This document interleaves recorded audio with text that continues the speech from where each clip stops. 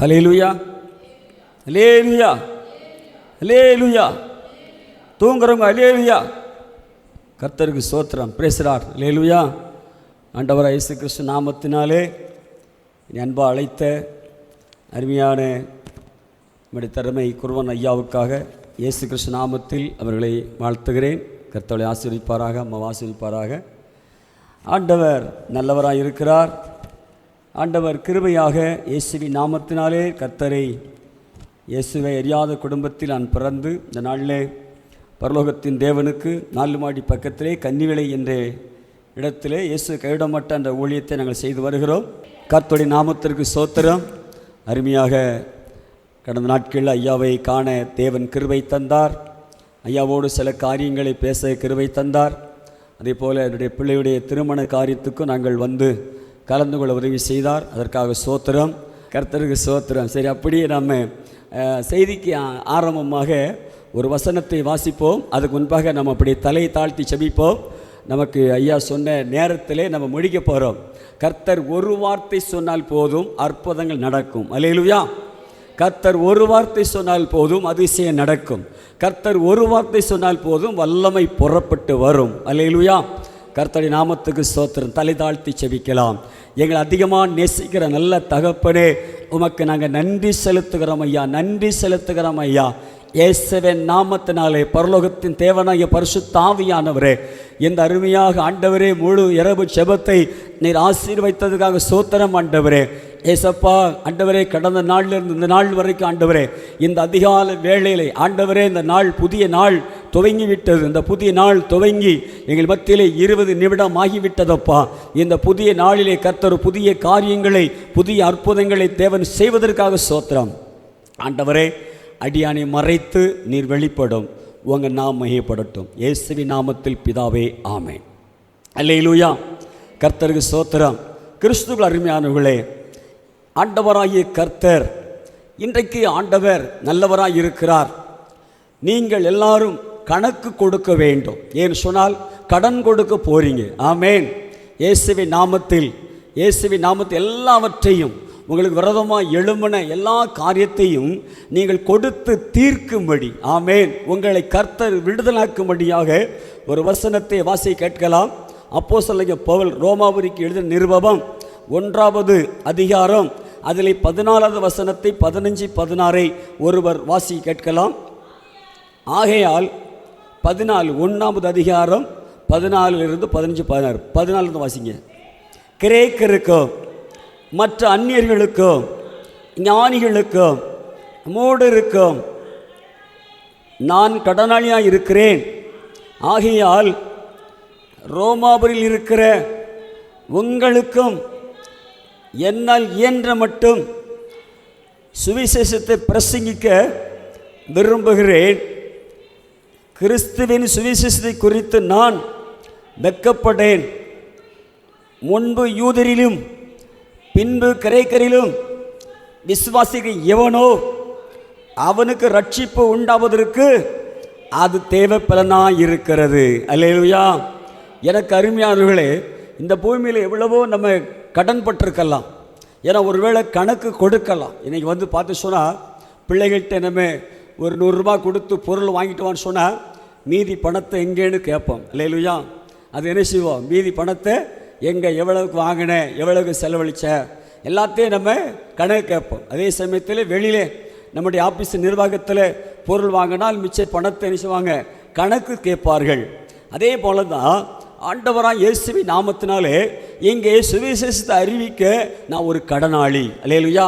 கிறிஸ்துவ பிள்ளைகள், ஆண்டவர் பிள்ளைகள், கிறிஸ்துவுக்குள்ள ஒருவன் இருந்தால் ஆனால் அவன் ஒரு கடனாளி. எதுக்கு கடனாளி? சுவிசேஷத்தை அறிவிக்கிறதுக்கு ஒரு கடனாளி என்று வேதம் சொல்லுகிறது. இங்கே 1 யோவான் 3வது அதிகாரம் 16 வசனத்தை அங்கே வாசிக்கும் பொழுது வாசிக்கலாம். 1 யோவான் 3:16 வாசிக்கலாம். அவர் தம்முடைய ஜீவனை நமக்காக கொடுத்ததினாலே அன்பு இன்னதென்று அறிந்திருக்கிறோம்.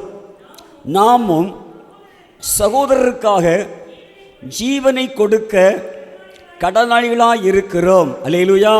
கர்த்தருக்கு ஸ்தோத்திரம். ஜீவனை கொடுக்க ஆண்டவராகிய கர்த்தர் நமக்காக ஜீவனை கொடுத்தார். கல்வாரி சிலுவையிலே தம்முடைய ஜீவனை நமக்காக, இரத்தத்தை, ஜீவனை, அவருடைய மதிப்பு மரியாதைகளை, அவருடைய வஸ்திரத்தை எல்லாவற்றையும் ஆண்டவர் நமக்கு கொடுத்தார், நமக்காக கொடுத்தார், ரட்சிப்பை கொடுத்தார்.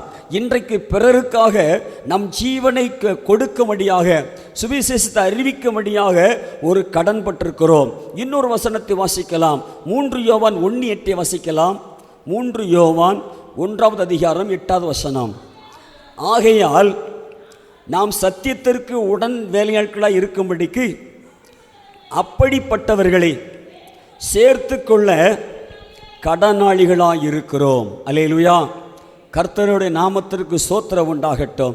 எனக்கு அருமையானவர்களே, ஆண்டவராகிய பரிசுத்த ஆவியானவர் ஏதோ ஒரு வார்த்தையில், ஆண்டவருடைய வார்த்தை சொல்லுவதற்கு ஒரு வார்த்தை, இயேசு நல்லவர், உங்களை ஆசீர்வதிப்பார், உங்களை ரட்சிப்பார், பயப்படாதீங்க, இயேசு துணை நிற்பார் என்று ஒரு வார்த்தை சொன்னாலே அந்த ஆத்மாவை அதை டச் பண்ணும். அல்லேலூயா. இயேசுவின் பெயரை சொல்லும் பொழுது, ஏன்னு சொன்னால், ஒரு முறை பார்த்து சொன்னால், ஒரு தம்பி ஒரு பெரிய ஒரு செல்போல் டவரில் மேலே ஏறி உட்காந்துட்டார். மேலே ஏறி உட்காந்துட்டு அங்கே பெரிய ஒரு போராட்டம் என்னஞ்சார், ஒரு ஸ்ட்ரைக் பண்ணுறார். ஏன்னு சொன்னால், நான் இறங்க மாட்டேன், செல்போன்லேருந்து மேலே டவர்லேருந்து நான் கீழே விழுந்து தற்கொலை பண்ண போகிறேன் என்று பல மணி நேரங்கள், கிட்டத்தட்ட ஒரு 7, 8, 12 மணி நேரமாக மேலேறி உட்கார்ந்துருக்கிறார். ஆனால் எவ்வளவோ அதிகாரிகள், போலீஸ் அதிகாரிகள், பெற்றோர்கள் எல்லாரும் இறங்குன்னு சொல்லியிருக்கிறாங்க. இறங்கவே இல்லை. பெற்றோர் சொன்னாங்களாம், தம்பி உனக்கு என்ன கேட்டாலும் வாங்கி தந்துடுவோம், இறங்கிரு, என்ன கேட்டாலும் இறங்கிரு. இல்லை, இனி எனக்கு ஒன்றுமே வேண்டாம், நான் மேலேருந்து கீழே என்ன செய்ய போகிறேன், தலைகீழ உழப்போகிறேன் அப்படின்னு ஒரே பிடிவாதம், ஒரே அடம்பிடித்து கொண்டு இருந்தாராம். அந்த நேரத்தில் இன்னொரு மனுஷன் மேலே பார்த்தாராம். மேலே பார்த்துட்டு உடனே அவர் என்னதோ சொல்லியிருக்கிறாரு, அது சொல்லிட்டு போயிட்டார். போன உடனே அந்த தம்பி வேகமாக இறங்கிட்டாராம். உடனே அவன்கிட்ட கேட்டாங்களாம், தம்பி இவ்வளோ பேர் சேர்ந்து உன்னையே கீழே இறங்கு சொன்னமே, நீ ஏன் இறங்கலை அப்படின்னு. அப்போ அந்த தம்பி சொன்னானா, இல்லை, அந்த தோள்பை போட்டிருந்தாரே ஒருவர், ஒரு வளர்ந்தவர், ஒரு தோள்பை போட்டிருந்தார் இல்லையா, அவர் சொன்னார், கீழே இறங்கலைன்னா உன் சங்க அறுத்துருங்க அப்படின்னாரு. அதான் இறங்கிட்டேன் அப்படின்னாரு. ஆனால் அவற்றை கூப்பிட்டு கேட்ட பொழுது, இல்லைம்மா நான் ஒன்றும் செய்யலை, ஆண்டவரே காப்பாற்றும் அப்படின்னு ஒரு சிலுவை போட்டு விட்டேன். ஒரு சிலுவையை போட்டு விட்ட உடனே அவர் கீழே இறங்கலை செய்வேன், உன் சங்க அறுத்துருங்க அப்படின்னு சொன்னால் அதான் கீழே இறங்கிட்டேன். அப்போ அந்த தம்பிக்குள்ளே இருந்த ஆவி ஒரு தற்கொலை ஆவி. அந்த தற்கொலாவி போன உடனே பாருங்கள், அவன் கீழே இறங்கிட்டான். ஆனால் அவர் என்னை போல ஒரு சுவிசேஷகர், ஒரு ஊழியக்காரர். அவர் என்ன சொல்லியிருக்கிறாரு, ஒரு சிலுவை போட்டிருக்கிறார். ஒரு சிலுவை போட்டு காமிச்ச உடனே கீழே இறங்கலிடா சங்க அறுத்துருவேன் அப்படின்ற மாதிரி கேட்டிருக்கு. அப்போ பிசாசு அவரோடு போயிட்டான். டிஎல் மூடி என்று சொல்லக்கூடிய ஒரு உலக பிரசித்தி பெற்ற ஒரு தேவ மனிதர். ஆனால் அவர் உலகமெல்லாம் போய் சுவிசேஷத்தை அறிவித்தாராம். அறிவித்த பொழுது ஒரு நாள் ஆண்டவர் 2 மணிக்கு அவரை டிஎல் மூடி எழுப்பினாராம். எழுப்பி, உன்னுடைய சமையல்காரனுக்கு, உன்னுடைய சர்வண்டுக்கு என்ன செய், நீ சுவிசேஷம் சொல்லு, என்னை பற்றி சொல்லு அப்படின்னு டிஎல் மூடிட்டு சொன்னாராம். அப்போ அவர் சொன்னார், ஆண்டவரே நான் 1 மணிக்கு தான் படுத்திருக்கிறேன், ஆண்டவரே நான் என்ன செய்கிறேன், 3 மணிக்கு சொல்கிறேன் அப்படின்னாராம். 3 மணிக்கு ஆண்டவர் நீ அவனுக்கு போய் சொல்லு அப்படின்னாராம். ஆண்டவரே நான் இப்போ தான் படுத்திருக்கிறேன், ஆண்டவரே நான் ஒரு 4 மணிக்கு சொல்கிறேன் ஆண்டவரே அப்படின்னு சொன்னாராம். சொல்லிவிட்டு அவர் அப்படியே தூங்கிட்டாராம். தூங்கிட்டு காலையில் 5 மணி எழுந்திரிச்சாராம். ஐயோ ஆண்டவர் சர்வெண்ட்டுக்கு போய், நம்மளுக்கு சமைச்சு கொடுக்குறவனுக்கு போய் என்னை இயேசு பற்றி சொல்ல சொன்னாரே என்று சொல்லி போனால், சர்வெண்டு அந்த சமையலர்களை தூக்கில் தொங்கிட்டாராம். ஒரு லெட்டர் எழுதியிருந்தாராம், எனக்கு மன சமாதானம் இல்லை, எனக்கு மனசில் அமைதி இல்லை, அதில் சரியாக 3 மணிக்கு நான் தற்கொலை செஞ்சிட்டேன். உடனே டிஎல் மூடி முட்டி மோதி அழுதாராம். 2 மணிக்கு சொன்னார், 3 மணிக்கு சொன்னார், ஐயோ என் கூட இருந்த ஆத்மாவை நான் விட்டுட்டேன்னு சொல்லி அவர் கதறி அழுதாராம். இன்னைக்கு வேறு எங்கேயுமே போக வேண்டாம், நமக்கு தெரிஞ்சவங்க, நம்ம கூட இருக்கிறவங்க, அவங்களுக்கு ஒரு நல் வார்த்தை இயேசு பற்றி. எனக்கு அருமையானவர்களே, இதை சொல்லும் பொழுது ஏன்னா காலங்கள் நேரங்கள் குறைவாக இருக்கிறபடினாலே என்னுடைய சாட்சிகளை நான் ரொம்ப என்ன செய்ய முடியாது, பகிர்ந்து கொள்ள முடியாது. கர்த்தர் சித்தம்னா மறுபடி ஐயா சொல்லியிருக்கிறாங்க, பகலில் ஒரு நாளைக்கு உபாசத்துக்கு அடுத்தால கூப்பிடுங்க, அவங்க வாங்கன்னு சொல்லியிருக்கிறாங்க. அப்பொழுது உங்களோடு அதிகமாக பகிர்ந்து கொள்ளுகிறேன். என்னுடைய சொந்த ஊர் தென்காசி மாவட்டம் வாசுதேவநல்லூர் பக்கத்திலே, அங்கு வாசுதேவநல்லூர் அந்த கிராமத்திலே நான் பிறந்து வளர்ந்தவன். இந்த கிராமத்தில் கிறிஸ்துவ மக்களே கிடையாது. ஆனால் பக்தி பரோசத்தில் என் தாய்க்கு ஒரே ஒரு மகன், எனக்கு 3 சகோதரிமார்கள். ஆனாலும் செல்லமாக வளர்க்கப்பட்டதுனாலே என்னுடைய சொந்த பந்தமெல்லாம் அநேகர் பனேரி குடும்பங்கள். அப்படிப்பட்ட குடும்பத்தில் பிறந்ததுனால நான் சந்தோஷத்துக்காக சமானத்துக்காக பீடி சீரட்டு கள்ளி சாரியம் கஞ்சா வெத்தலை பாக்கு போயிலே இப்படி கள்ளி சாரியம் பிராந்தி 3 ஒன்றா ஊற்றி குடிப்பது உண்டு.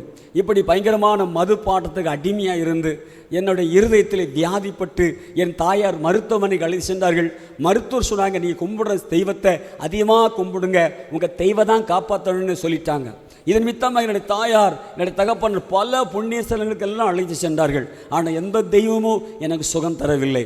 மறுபடி மருத்துவர்கிட்ட போன பொழுது மருத்துவர் சொன்னார், உங்கள் மகன் 2 மாதத்தில் செத்து போயிடுவார் அப்படின்னு மருத்துவர் சங்கரங்கோயிலே சொல்லிவிட்டார். இதன் மித்தமாக தாய் தகப்பன் கைவிடப்பட்ட சூழ்நிலை, என்னுடைய வியாதி தாங்க முடியாமல், வலி தாங்க முடியாமல் இனி செத்து போக வேண்டும் என்று சொல்லி தற்கொலைக்கு நேராக நான் கடந்து சென்றேன்.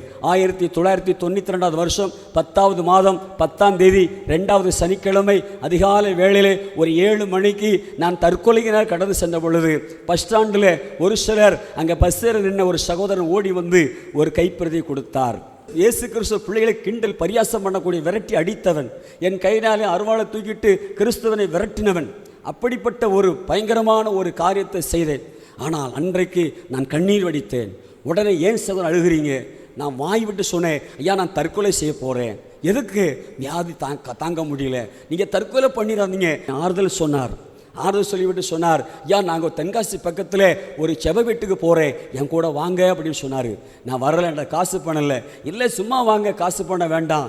ஆனால் அப்பவுமே எனக்கு போக மனசில்லை. ஆனால் ஆசை வார்த்தை கூறி என்னை அந்த சகோதரன் அந்த தென்காசி பக்கத்தில் ஒரு ஜெப வீட்டுக்கு அழைத்து சென்றார். அந்த ஜெப வீட்டிலே 10:30 மணியிலிருந்து ஒரு 11 மணிக்குள்ளாக என்னுடைய காதில் ஒரு மெல்லிய குரல், அந்த ஜெபத்தில் ஆண்டவராக இயேசு கிறிஸ்து என்னோடு பேசினார். என் மகனே, உன்னை வயல்வெளி சந்தித்தேன், நீ ஏகப்பட்ட கண்ணீர் வெடிச்ச, உன் கண்ணீர் கவலை கஷ்டத்தை நீக்கிவிட்டேன், இனி பயப்படாதே, நான் உன்னை விட்டு விலகுதும் இல்லை. உன்னை கைவிடு சொன்ன பொழுது விழித்து பார்த்தேன், ஒருவரும் இல்லை. ஆனால் யாருன்னு தேடி பார்த்தேன், ஆனால் யாரையும் காணவில்லை.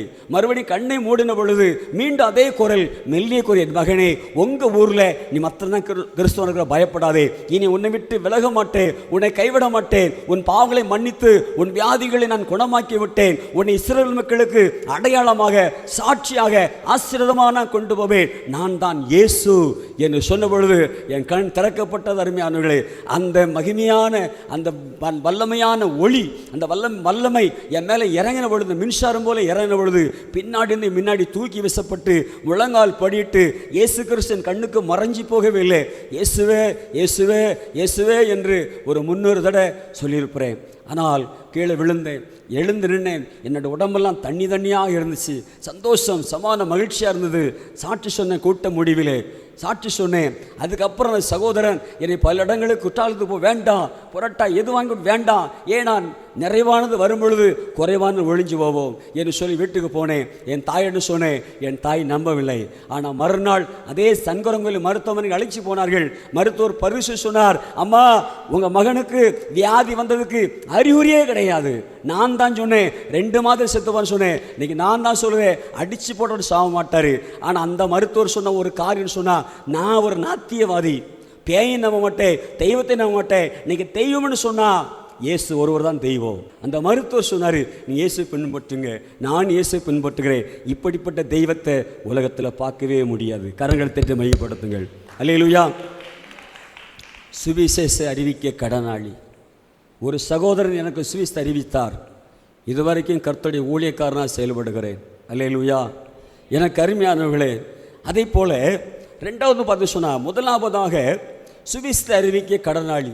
2வது ஒரு காரியத்தை வாசிக்கலாம். பரிசுத்த மத்தேயு எழுதின நற்செய்தி நூல் 12ஆம் அதிகாரம் 36-37 வாசிக்கலாம். மனுஷர் பேசும் வீணான வார்த்தைகள் யாவையும் குறித்து நியாயத்தீர்ப்பு நாளிலே கணக்கு ஒப்பிக்க வேண்டும் என்று உங்களுக்கு சொல்லுகிறேன். ஏனெனில் உன் வார்த்தையினாலே நீதிமான் என தீர்க்கப்படுவாய், அல்லது உன் வார்த்தைகளினாலே குற்றவாளி என்று தீர்க்கப்படுவாய். வீணான வார்த்தை. முதலாவது சுவிசேஷத்தை அறிவிப்பதற்கு கடன். இந்த உலகத்தில் நீங்கள் மரித்து பரலோகத்துக்கு போன பொழுது கேட்பார் ஆண்டவர், எத்தனை பேருக்கு இயேசு பற்றி சொன்னேன், எத்தனை பேருக்கு இயேசு பற்றி சொன்னேன், எவ்வளோ விதை விதைச்ச. அருமையானவர்களே, விதைச்ச இடத்திலே விதைக்கக்கூடாது, விதைக்காத இடத்துல விதைக்க வேண்டும். அல்லேலூயா. விதைக்காத இடத்திலே நம்ம விதைச்சு கொண்டே போக வேண்டும், விதைச்சு கொண்டே போக வேண்டும். ஆமென். அல்லேலூயா. என்னுடைய வாழ்க்கையில் அதுதான். ஆனால் வீணான வார்த்தை, மனுஷர் பேசுகிற வீணான வார்த்தைகள் யாவையும் குறித்து நியாயத்தீர்ப்பு நாளிலே கணக்கு கொடுக்க வேண்டும். தேவையில்லாத வார்த்தைகள், வீணான வார்த்தைகள், விரண்டவாத வார்த்தைகள், பொல்லாத வார்த்தைகள், கோள் சொல்லுகிற வார்த்தைகள், அவதூறு வார்த்தைகள், மனுஷனுடைய இருதயத்தை பிளக்கிற வார்த்தைகள், கிறிஸ்துவ அருமானவர்களே கணக்கு கொடுக்க சொல்லுகிறது. பிரசங்கி 5:7 சொல்லுகிறது, தேவாலயத்தில் நீ துணிகரமாய் உன் வாயினால் பேசாமல், பிரசங்கி 5:2 பேசாமல், மனம் பதறி ஒரு வார்த்தை சொல்லாமலும் இரு. தேவன் வானத்தில் இருக்கிறார், நீ பூமியில் இருக்கிறாய். ஆதலால் வார்த்தைகள் சுருக்கமாய் இருப்பதாக. உன் வார்த்தை எப்படி இருக்கணும்? சுருக்கமாய் இருப்பதாக. இன்னைக்கு உலகத்தில் பேசி பேசி பேசி பேசி நம்முடைய நாட்களை வீணடிக்கிறோம். பேசி பேசி வாழ்க்கை போயிடுது, வேலை போயிடுது, நேரம் போயிடுது. ஆனால் ஆண்டவருடைய வார்த்தை பேச நேரமில்லை, கர்த்தருடைய வேதத்தை வாசிக்க நேரமில்லை, கர்த்தருடைய ஆலயத்தில் போயிருக்க நேரமில்லை. ஆனால் வீணான கதைகள், தேவையில்லாத கதைகளை இன்னைக்கு பேசுகிறோம். வேதம் சொல்லுகிறது, ஒரு வார்த்தை வாசிக்கலாம். லேவியராக புஸ்தகம் 5வது அதிகாரம் 4வது வசனத்தை ஒரு வாசியை கேட்கலாம். லேவியராகம் 5:4. மனிதர் பதறி ஆணையிடும் எந்த காரியத்தினாலும் ஒருவன் தீமை செய்கிறாவது நன்மை செய்கிறதாவது தன் மனம் அறியாமல் தன் உதடுகளினால் பதறி ஆணையிட்ட பின்பு அவன் அதை அறிந்து கொண்டால் அதை குறித்து குற்றமுள்ளவான். பாருங்க, மனிதர் பதறி ஆணையிடுகிற ஒரு காரியம். பதற்றத்தோடு பேசக்கூடாது, பதற்றத்தோடு நம்ம பொருத்தனை பண்ணக்கூடாது, பதற்றத்தோடு நம்ம செல்லக்கூடாது. எந்த ஒரு காரியம் சொன்னாலும், இன்னைக்கு செபக்குருவி கொடுத்தோம் என்ன, எலெக்ஷன் நேரத்தில் அதை செய்வேன் இதை செய்வேன்னு சொல்லிடுதான், கடைசியில் ஜெயிச்ச பின்பு எல்லாம் மறந்து உட்கார்ந்துருதான். ஆனால் இந்த வார்த்தையை கேட்ட ஜனங்கள் பரிதாபத்தோடு இருக்கிறாங்க. ஐயா அப்படி சொன்னாங்க, இப்படி சொன்னாங்க, இதை சொன்னாங்க, ஒன்று நடக்கலையே, ஒன்று நடக்கலையே. இந்த இந்த இந்த மனுஷனுடைய இருதயத்தின் கடினம் ஒரு சாபமாக மாறி ஆணையிட்டவங்க நேராக போய் போர்க்குடி பிடிக்கும், போய் போர்க்குடி பிடிக்கும். இன்றைக்கு ஒருவேளை நல்லா இருக்கலாம், ஆனால் இந்த மனுஷனுடைய அந்த பதற்றம், அந்த மனுஷனுடைய வேதனை ஒரு நாள் கணக்கு கேட்கும் என்று ஆண்டவர் அதில் நமக்கு சொல்லியிருக்கிறார். எனக்கு அருமையானவர்களே, இந்த இடத்துல ஒரு இடத்துல வந்து பார்த்து சொன்னால், யாத்திராகம் 33 அதிகாரம் 16வது வசனத்தில் முன்பாக சொல்லுகிறது, ஒருவன் தன் சிநேகிதனோடு பேசுவது போல கர்த்தர் மோசையோடு முகமுகமாக பேசினாராம். ஆண்டவர் முகமுகமாய் பேசினார். ஆனால் அந்த மோசையை குறித்து வேதம் சொல்ல எண்ணாகம் புஸ்தகம் 12வது அதிகாரம், எண்ணாகம் 12ஆம் அதிகாரம் 7வது வசனத்தை வாசிக்கலாம். என் தாசனாகிய மோசையோ அப்படிப்பட்டவன் அல்ல, என் வீட்டிலே எங்கும் அவன் உண்மை உள்ளவன். அல்லேலூயா. என் வீட்டில் எங்கும் அவன் உண்மை உள்ளவன், என் வீட்டில் எங்கும் அவன் உண்மையாக இருக்கிறான். ஏன் இந்த காரியத்தை கர்த்தர் சொன்னார்? இங்கே மோசையினுடைய சகோதரி மிரியாமும் ஆரோனும் உட்கார்ந்து மோசைக்கு விரோதமாக பேச ஆரம்பிச்சிட்டாங்க. மோசைக்கு விரோதமாக எதை பற்றி பேசன்னு சொன்னால், எத்தியோப்பியா தேசத்து ஸ்திரியை மோசை விவாகம் பண்ணியிருந்தனால் மிரியாமும் ஆரோனும் அவன் விவாகம் பண்ணின எத்தியோப்பியா தேசத்து ஸ்திரீ நிமித்தம் அவனுக்கு விரோதமாக பேசினார். கர்த்தர் மோசை கொண்டு மாத்திரம் பேசினாரோ, எங்களையும் கொண்டு அவர் பேசினது என்று என்றார்கள். கர்த்தர் அதை கேட்டார், கர்த்தர் அதை கேட்டார். கிட்டத்தட்ட மோசே அந்த மீதியான் தேசத்திலே ஆடு மேய்த்தார். ஏன்னு சொன்னால் எகிப்து தேசத்திலே அங்கே 2 இஸ்ரவேல் பிள்ளைகள் அவர்கள் சண்டையிட்டார்கள். ஆனால் அவர் நியாயம் விசாரித்த பொழுது அதுக்கு முந்தின நாள் ஒரு எகிப்தியனை வெட்டி கொன்று போட்டான். இதை வெளிப்பட்ட உடனே மோசே எகிப்தை விட்டு மீதியான் தேசத்தில் போய் ஒளிந்து கொண்டார். அங்கே எத்தியோப்பியருடைய ஆடை மேய்க்கிறார். அவருடைய மகளை திருமணம் செய்தார். ஆனால் திருமணம் செய்து அங்கே அவர்களுக்கு 2 குழந்தை பிறந்தது. மோசேயுடைய பிள்ளைகள் 2 குழந்தை பிறந்த குழந்தையுடைய பேர் தெரியுமா? என்ன பேர் சொல்லுங்க பார்க்கலாம். மூத்த குழந்தை பேர் என்ன பேர்? கெர்ஷம். 2வது குழந்தை பேர் என்ன பேர்? 2வது குழந்தை பேர் எலியேசர். அல்லேலூயா. யாத்திராகம் 18வது அதிகாரம் 3-4 நம்ம வாசிக்கலாம். ஆனால் கிட்டத்தட்ட 40 ஆண்டுகளுக்கு பின்பு இவர்கள் மோசையை குற்றம் சாட்டுறாங்க. மோசை என்ன செய்கிறாங்க? குற்றம் சாட்டுறாங்க. குற்றம் சாட்டும் பொழுது மோசே ஆண்டவர் இதை கவனித்து கேட்கிறார். என் தாசனாகிய மோசே அப்படிப்பட்டவன் அல்ல. என் தாசனாகிய மோசே என் வீட்டில் எங்கும் உண்மையுள்ளவன். அல்லேலூயா. பரலோகத்தின் தேவனை கர்த்தர் சொல்லுகிறார், எனக்கு அருமையான தேவனுடைய பிள்ளைகளே, உன் வீட்டாரே உனக்கு சத்துருவா இருக்கலாம். நீ நம்பினவர்களே உனக்கு சத்துருவா இருக்கலாம். உன்னோடு கூட பழகினவர்களே சத்துருவா இருக்கலாம். நண்பனே நம்பாதே, விசுவாசி மடியை படுக்காதே. ஏன்னு சொன்னால் வேதம் நமக்கு காமிக்கிறது, கூட இருந்தவர்கள் மூலமாக தான் நமக்கு ரொம்ப துக்கம் வருகிறது. இன்னைக்கு உங்களுக்கு அப்படிப்பட்ட துக்கம் ஏற்பட்டிருக்கலாம். ஆனால் கர்த்தர் உங்களுக்கு சாதகமாக பேசுகிறார். அல்லேலூயா. கர்த்தர் அந்த ஆறாத கொடிய புண்ணிலிருந்து, அந்த காயத்திலிருந்து கர்த்தர் உங்களுக்கு விடுதலை கொடுத்து கொண்டிருக்கிறார். என் வீட்டில் எங்கு உண்மையுள்ளவன். இன்னைக்கு ஒரு ஆண்டவர் உங்களை உண்மையுள்ள பிள்ளைகளாக ஆண்டவர் பார்த்து கொண்டிருக்கிறார். வேதம் சொல்லுகிறது, நீதிமொழிகள் புஸ்தகம் 11:13 புறங்கூறி திரிகிறவன் ரகசியத்தை வெளிப்படுத்துகிறான், ஆவியில் உண்மையுள்ளவனோ காரியத்தை அடக்குகிறான். புறங்கூறி திரிகிறவன் காரியத்தை வெளிப்படுத்துகிறான். வீணான வார்த்தைகளுக்கு இந்த மனுஷனோ கணக்கு கொடுக்க வேண்டியிருக்கிறது. தேவையில்லாத வார்த்தைகள், வீணான வார்த்தைகள், அவதூறான வார்த்தைகள் கணக்கு கொடுக்க வேண்டிய ஒரு சூழ்நிலை நமக்கு இருக்கிறது. எனக்கு அருமையானவர்களே, ஒரு முறை பார்த்து சொன்னால், ஒரு கணவனும் மனைவியும் அவங்க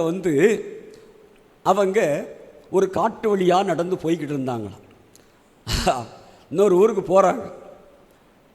அப்போ அவங்க ஏதோ ஒரு ஊருக்கு போகிறாங்க, அவங்களுடைய உறவினர் வீட்டுக்கு போகிறாங்க. போகிற வழியிலே ஒரு முயல் குறுக்க ஓடி இருக்கு. இந்த முயல் குறுக்க ஓடின உடனே மனைவி சொன்னானா, எங்க அந்த முயலுக்கு 3 கால், என்ன ஸ்பீடாக போகுது? உடனே கணவன் சொன்னானா, இல்லை 4 கால். இல்லை 3 கால் தான், நான் பார்த்தேன் 3 கால். அவன் சொன்னானா 4 கால் அப்படின்னான். ஆனால் இவன் எவ்வளவோ சொல்லி பார்க்குறான் 3 கால். ஏன்னா வீணான வார்த்தைகள், வாக்குவாதம் வருது. ஆனால் இவன் சொல்லி பார்க்குறான். உடனே இவனுக்கு கோவம் வந்துட்டு மனைவி ஓங்கி ஒட்ட அடிச்சுதான். அடித்தாலும் கூட கொஞ்ச நேரம் கழிச்சு, இல்லைங்க 3 கால் தான் அப்படின்னாலும் மறுபடி கொஞ்சம் தூரம் போய்கிட்டு இருந்தான். எங்க அந்த முயலுக்கு 3 கால் எப்படி போச்சு பார்த்தீங்களா? இவனுக்கு கோவம் வந்துச்சு. மறுபடி ஓங்கி ஒரு அடிச்சானா, இல்லைங்க 3 கால் தான் பார்த்தேன். மறுபடியும் ஒரு வயக்காட்டு வெளியே நடந்து போகிறான். சொன்னாலும் மீண்டும் பார்த்துன்னு சொன்னால் அவன் வாயை மூடலை. இவன் மறுபடியும் 3 கால் வந்த பாருங்க. 4 கால் இல்லை 3 கால். பெரிய ஒரு மம்பட்டி கிடந்துச்சு வயக்காட்டில், மண்வெட்டி. அது நல்லா தோண்டி, முயலுக்கு 3 கால் தான், உனக்கு 3 கால் சொல்லி உள்ளே இருன்னு சொல்லி உள்ளே அமுக்கி வச்சுட்டான். கொஞ்சம் தூரம் போய் இப்படி திரும்பி பார்த்தானா, அந்த பூமிக்குள்ள கை வந்துச்சான். அப்போ 3 விரல காமிச்சிச்சான். நினைஞ்சுதா முயலுக்கு? ஏன்னா சிலவருடைய பிடிவாத குணத்தை மாற்றவே முடியாது. என்னதான் பேசாதான் சொல்லுதான், நான் பேசியே என் வாழ்க்கையை வீணடிச்சிருவேன், பேசியே என் காலத்தை கழிச்சிருவேன். என வாயின் வார்த்தைகள் சொற்களின் மிகுதினால் பாவமில்லாமல் போகாது. நீதிமொழிகள் 10:9 சொல்லுகிறது, சொற்களின் மிகுதினால் பாவமில்லாமல் போகாது. சொற்களின் மிகுதினால். இன்னைக்கு வார்த்தைகள், பரலோகத்தின் தேவ இயேசப்பாவுடைய வார்த்தை, ஆண்டவர்கிட்ட எவ்வளவு நேரம் பேசுகிறோம், வேதத்தை எவ்வளவு நேரம் வாசிக்கிறோம். நான் போகிற இடத்துல ஒரு கேள்வி கேட்பது உண்டு. ஒரு 5 முறை வேதத்தை வாசித்தவர்கள் கை தூங்க பார்க்கலாம் அப்படின்னு கேட்பேன். தூக்கம் பார்க்கலாம். நான் ஒரு 5 முறை பைபிளில் வாசித்து முடிச்சிருக்கிறேன். நல்லா தூக்கம் வாசித்தவங்க ஒரே ஒரு அக்கா வாசித்திருக்கிறாங்க, அவங்களுக்கு கை தட்டுங்க. அல்லேலூயா. 4 முறை நான் வாசித்திருக்கேன், கை தூங்க பார்க்கலாம். 4 முறை. இந்த அம்மா 4 முறை வாசித்திருக்கிறாங்க, அவங்களுக்கு கை தட்டுங்க. அல்லேலூயா. 3 முறை வாசித்தவங்க கை தூங்க பார்க்கலாம். 2 பாட்டி கை தூக்கிருக்கிறாங்க. ஆனால் இத்தனை வருஷத்தில் ஒரு 4 முறை 5 முறை தான் நமக்கு வாசிக்க முடிஞ்சிருக்கிறது. ஆனால் வேத வசனத்தை எந்த அளவுக்கு நம்ம வாசிக்கிறோமோ அந்த அளவுக்கு ஆண்டவர் நம்மளை பலப்படுத்துவார். அல்லேலூயா. வேத வசனம்தான் மனுஷனை நிலைநிறுத்தும். அவரோடு பேசுங்க, அவரோடு பழகுங்க. நீ அவரோடு பழகி நீ சமாதானமாக இரு, உனக்கு நன்மை உண்டாகும். அல்லேலூயா. எனக்கு அருமையானவர்களே, மனுஷனோடு பழகுவதை விட, பொல்லாத மனுஷனோடு பேசுவதை விட இயேசுவோடு பழகுங்க, இயேசுவோடு பேசுங்க. நமக்கு என்னது வரும்? நன்மை உண்டாகும்.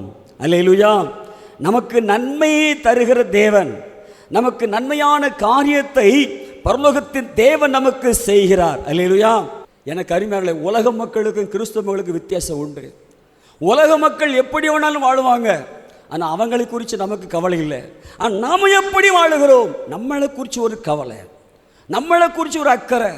என் வாழ்க்கை எப்படி இருக்கிறது, என் தொழில் எப்படி இருக்கிறது, என் பிள்ளை எப்படி இருக்கிறது, என் குடும்பம் எப்படி இருக்கிறது, அதை தேவ சமூகத்தில் கொண்டு நிறுத்தி நமக்காகவே பிதாகிய தேவன் சொல்லுகிறார், எனக்காக அழாமல் உனக்காக அழு, உன் பிள்ளைக்காக அழு, உன் குடும்பத்துக்காக அழு.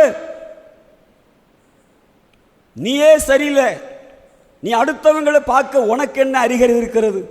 உன் கண்ணில் உத்தரத்தை வச்சு கொண்டு அடுத்தவங்களை தூசியை பார்க்க உனக்கு என்ன அக்கறை இருக்கிறது? நியாய தீர்ப்பு நாளே மனுஷன் பேசுகிற வீணான வார்த்தைக்கு கணக்கு கொடுக்க வேண்டுமா? இன்னைக்கு மனுஷர்கள் பேசுகிற வீணான வார்த்தை உங்களை குற்றப்படுத்தலாம், உங்களை காயப்படுத்தலாம், உங்கள் இருதயத்தை அம்பு போல துளைக்கலாம். தாவீது சொல்லுகிறார், நிந்தை என் இருதயத்தை பிளந்தது. மனுஷன் பேசின வார்த்தை என் இருதயத்தை வேதனைப்படுத்திருக்கிறது. மனுஷன் பேசுகிற வார்த்தை ஆயுள் சக்கரத்தை அழித்து போடும். தீயினால் சுட்ட பின் ஆறிவிடும், ஆனால் நாவினால் சுட்டவடு ஆறாது என்று அங்கே ஏசப்போடைய வசனத்தை வைத்து திருவள்ளுவர் எழுதி வைத்திருக்கிறார். இன்னைக்கு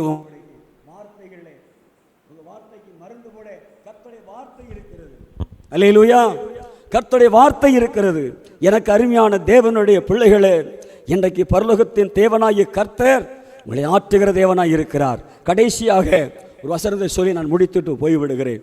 ஆண்டவர் நல்லவர். சங்கீத புஸ்தகம் 56:8 வாசிக்கலாம் வேகமாக. சங்கீதம் 56:8. என் அலைச்சல்களை தேவரி எண்ணிருக்கிறீர், என் கண்ணீரை உம்முடைய துரித்தில் வையும், அவைகள் உம்முடைய கணக்கில்லவோ இருக்கிறது.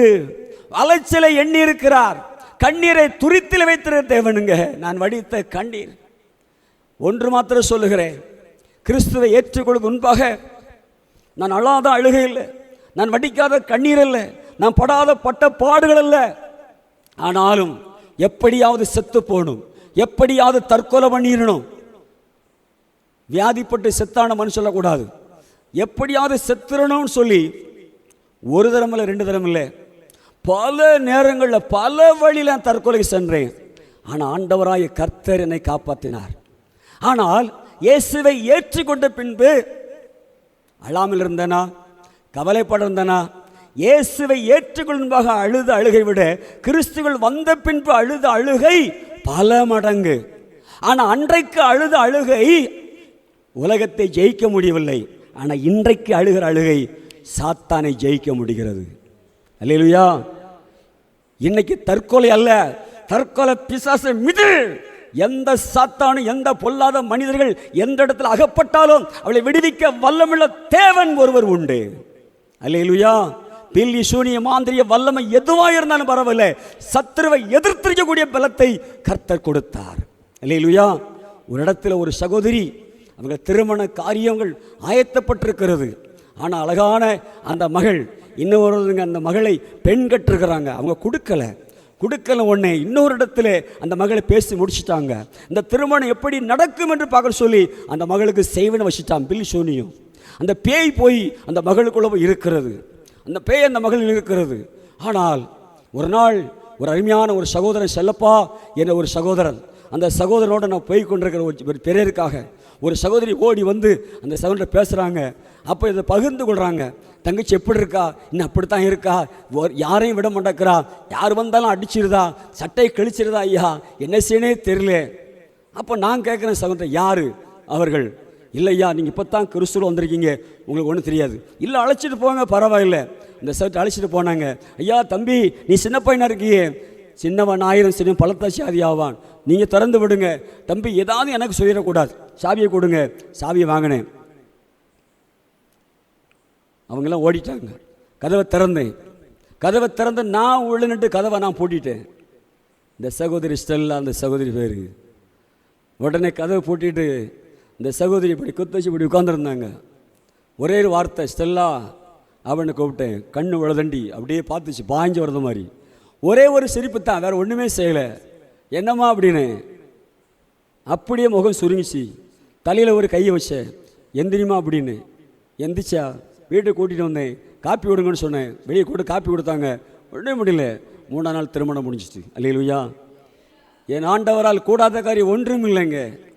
இன்னைக்கு வாக்கு கொடுப்பாங்க, வாக்கு மாறிடுவான். இன்னைக்கு வாரம்பா, நாளைக்கு வர மாட்டான். நீ சுகமாயிட்டும்பா. எல்லாமே இந்த கருவேப்பிலை வியாபாரம் தான். ஆனால் கர்த்தர் சொல்கிறார், உலகத்தின் முடிவடைந்து நான் உன்னோடு கூட இருப்பேன். எந்த மனுஷன் உன்னோட்டு போனாலும், யார் வாக்கு கொடுத்து நிறைவேற்ற போனாலும், என் வார்த்தை தீவிரமாக நிறைவேற்றுவேன். அல்லேலூயா. கர்த்தர், என் அன்பு தாயாரே, என் அன்பு சகோதரி, எங்கள் அம்மா அப்பா, நீ கவலைப்படாதீங்க. பரலோகத்தின் தேவன் உங்களுக்கு வாக்கு கொடுத்துருக்கிறார்.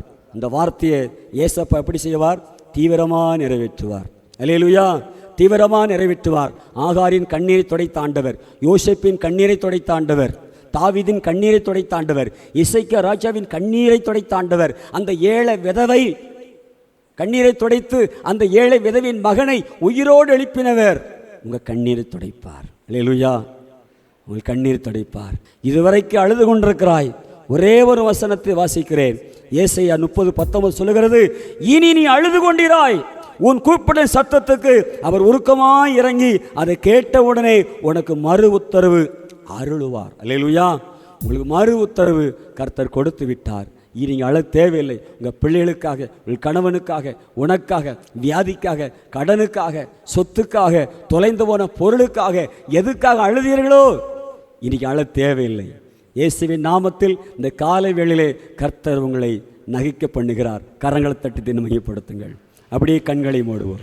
ஜீவனுள்ள பிதாவைய பரிசுத்த ஆவியானவரே, அடிமை முற்றிலும் தாழ்த்துகிறாண்டவரே, கிருபை நிறைந்த தகப்பனே, எமக்கு ஸ்தோத்திரிக்கிறோம். சுவிசேஷத்தை நாங்கள் அறிவிக்க வேண்டும் ஆண்டவரே.